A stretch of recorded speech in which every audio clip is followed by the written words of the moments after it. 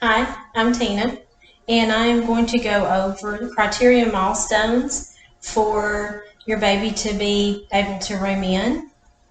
This criteria is for infants that are less than 35 weeks or less than 2,000 grams. Here is a handout that shows everything I'm going to go over with so that you can take this in the room and have it with you so you can look over it as the days go by.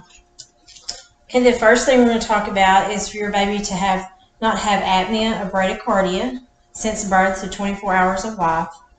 If your baby has a history of apnea or bradycardia, they can't have any for the last 5 days. Now, apnea is when they stop breathing for greater than 20 seconds. Often we'll see a color change. The baby may get dusky. The other thing is bradycardia, which is when their heart rate drops below 80. Again, if your baby doesn't have that for the first 24 hours of life, we've met that milestone. If we do have a history of that, then we have to go for 5 days without having a history of the apnea or bradycardia.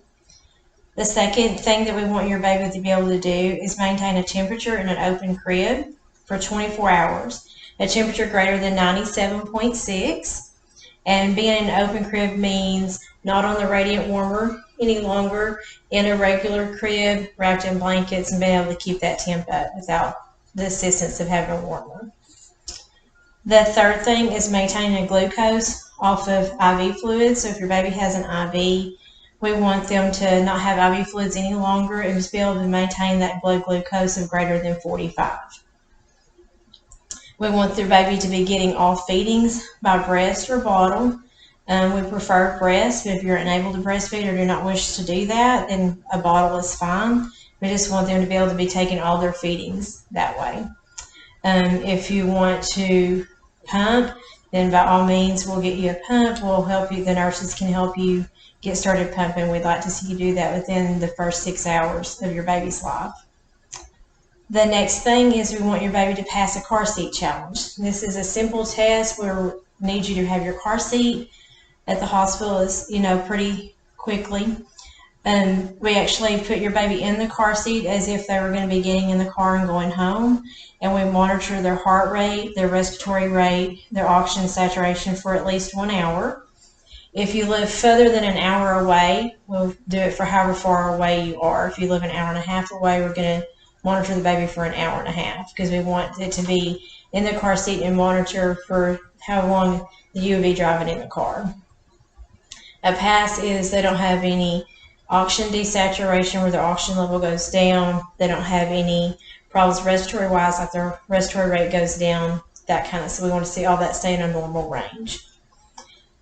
The next thing is a CCHD screening, which is the congenital cardiac heart disease screening. Really simple test. We put the oxygen saturation probe on either foot, and we want it to be above 95. And then we put it on the right hand, and we want that one to be above 95. The thing that we don't want to see is that we have more than a 3-degree difference, meaning we have like a 99 on one hand and a 92 on the other. This screens for congenital heart problems. We can see that sometimes when we have a big difference. So that's another milestone that your baby has to achieve. Okay, and then the last thing is when we reach all these milestones, the physician has to write an order for the baby to be able to come out and room in the room with you. So these, for sure, even if your baby is doing well and doesn't have to have some of these interventions, your baby has to stay in the NICU for at least 24 hours because we're less than 35 weeks for less than 2,000 grams. The other thing that we'll have is at the bedside, we'll have this list of the milestones that your baby has to meet. And as your baby meets those milestones, we will put a check mark. So let's say we've not had any apnea or bradycardia from birth to 24 hours. We'll just put a check mark. So then this is going to stay at the baby's bedside so you can see. And you'll know when you come in the NICU to visit your baby, you can see what milestones we've passed. Kind of lets you know what's going on, and you'll be able to see. And then as we reach these milestones, we'll just check them off, and it'll be at the bedside where you can see, kind of have an update when you come in to see what's going on.